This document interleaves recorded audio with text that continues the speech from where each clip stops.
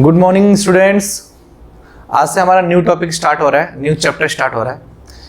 ठीक है, तो हम देखने वाले हैं आज का new chapter strategies for enhancement in food production. Strategies for enhancement in food productions. ठीक है, चैप्टर नंबर 9 है आप क्लास 12th का। तो स्टार्ट करेंगे और हम समझेंगे ये चैप्टर क्यों बनाया गया था, ये चैप्टर किसको डील करता है। ये चैप्टर डील करता है, सबसे पहले हम बात करें कि कितने लाइव स्टॉक हैं, यानी हम बात करें कि management of dairy farms, management of farm animals. ठीक है, यानी एनिमल हस्बेंड्री और प्लांट हस्बेंड्री को आप ये समझो। आप तो एनिमल हस्बेंड्री में जैसे जितने भी एनिमल्स होते हैं, जैसे मिल्च एनिमल्स होते हैं जो मिल्क देते हैं, जैसे बफेलो है और काऊ है, इस तरह के जो एनिमल्स होते हैं उनको कैसे मैनेज किया जाए, कौन से ब्रीड्स के होते हैं, कैसे इनकी ब्रीडिंग की जाए। यानी आप कह सकते हो जैसे प्लांट की ब्रीडिंग होती है ऐसे एनिमल ब्रीडिंग कैसे किया जाए। इसी तरह से बी कीपिंग करने के लिए भी, बी कीपिंग के लिए ये भी इसमें पढ़ना है, फिशरीज के लिए भी पढ़ना है, फिश का कल्चर, ठीक है, एपीकल्चर भी पढ़ना है हमें। तो इसमें हमें क्या क्या पढ़ना है कि एनिमल हस्बेंड्री, प्लांट हस्बेंड्री, इसमें सब कुछ आ जाएगा। इसके अलावा बी कीपिंग, फिशरीज आएगा, एपीकल्चर आ जाएगा। तो ये सारा का सारे चैप्टर में कवर होगा और एनसीईआरटी से ही आएगा। नीट में क्वेश्चंस इस चैप्टर से टू द पॉइंट, एकदम बिल्कुल एनसीईआरटी की कोई भी लाइन उठा करके इस चैप्टर में सीधा वो दे देंगे। तो हम एनसीईआरटी की लाइंस को समझेंगे, पॉइंट्स को समझेंगे, आप बस वो क्या कहना चाहते हैं उसकी फीलिंग को समझेंगे, क्योंकि एनसीईआरटी का कॉन्सेप्ट आप रट्टा लगा के नहीं कर पाओगे। आप पहले उसकी कॉन्सेप्ट कर लो, आपको ईजिली एग्जाम्स में क्वेश्चंस हो जाएंगे। बहुत ज़्यादा मगअप करने की भी ज़रूरत नहीं पड़ेगी जब आप उसको सही से समझेंगे। बट पढ़ना एनसीईआरटी है, आपका गोल होना चाहिए ओनली एनसीईआरटी। एनसीईआरटी पढ़ेंगे तो आपको नीट में पूरा का पूरे मार्क्स मिलेंगे। ठीक है, तो हम देखते हैं स्ट्रेटजीज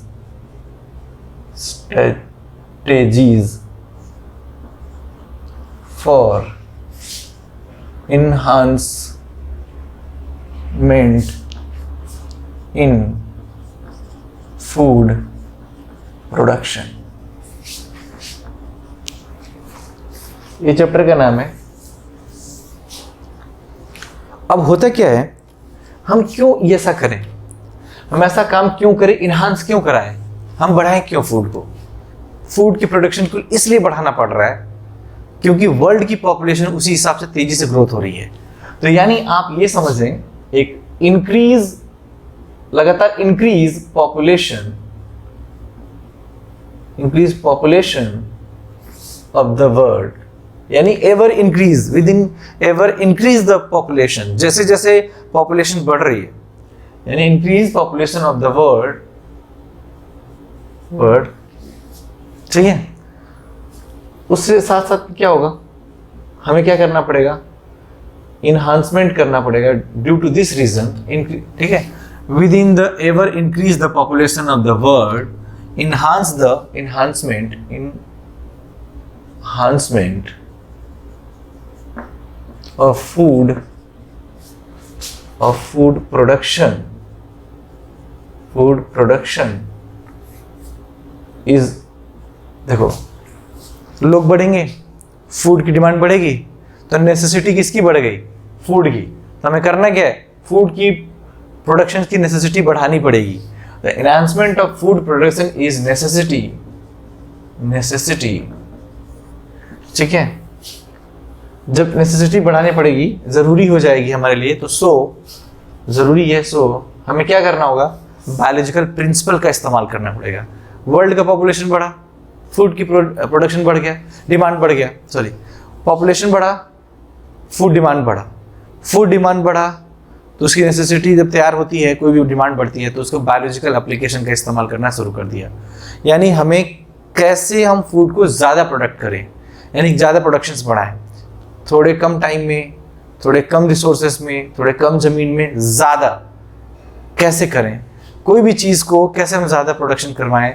तो उसके लिए, इन्हांसमेंट के लिए हम क्या करना होगा, हमें कि बायोलॉजिकल एप्लीकेशन का इस्तेमाल करना होगा। इस चैप्टर में यही तो है, बायोलॉजिकल प्रिंसिपल का इस्तेमाल करके फूड के प्रोडक्शन को बढ़ाना। तो biological principal applied to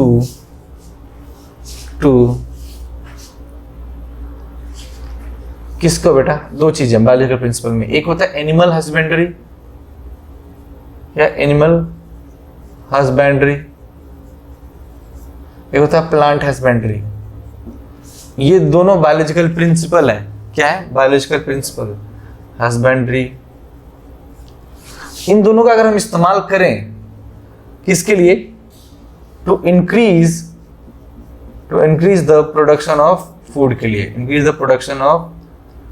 the food production के लिए, फूड प्रोडक्शन। ओके, यानी एनिमल हस्बेंड्री का और प्लांट हस्बेंड्री का इस्तेमाल करके हम फूड की प्रोडक्शन को बढ़ा सकते हैं। यानी अगर हमारा वर्ल्ड की पॉपुलेशन बढ़ रही है तो हमें एनिमल हस्बेंड्री और प्लांट हस्बेंड्री करना चाहिए। लेकिन इसके अलावा भी टेक्निक्स हैं। जैसे हम टेक्निक्स की बात करें, कौन से टेक्निक्स हैं? वो टिश्यू कल्चर आपने सुना होगा टेक्निक, और एम्ब्रियो टेक्निक सुना होगा। तो इसके पास अ न्यू टेक्निक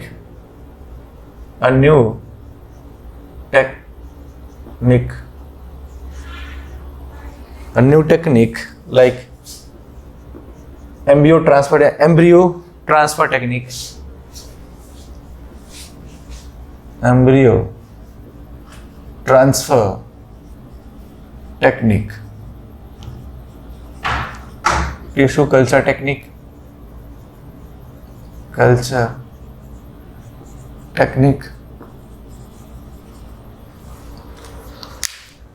ये दो टेक्निक है जिसका इस्तेमाल करके हम क्या कर सकते हैं, फूड की प्रोडक्शन को बढ़ा सकते हैं। और भी यानी चैप्टर क्या डील करता है? यानी चैप्टर डील विद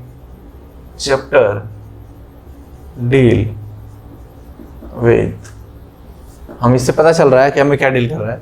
एक तो management of dairy farm, management of farms and farms animal, farms को कैसे मैनेज किया जाए एंड फार्म एनिमल्स को कैसे मैनेज किया जाए, फार्म एनिमल्स को। ओके, यानी एनिमल हस्बेंड्री कैसे एनिमल हस्बेंड्री को देखभाल करता है, एनिमल हस्बेंड्री। तीसरा हम देखेंगे कि ये कैसे करते हैं, पीसी कल्चर या एपीकल्चर या फिशरीज या बी कीपिंग करते हैं, एपीकल्चर, फिशरीज।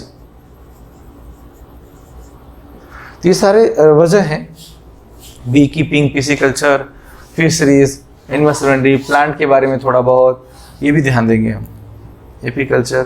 ठीक है, ओके। तो ये सारे डीलिंग है जो हमें इस चैप्टर में पढ़ने हैं।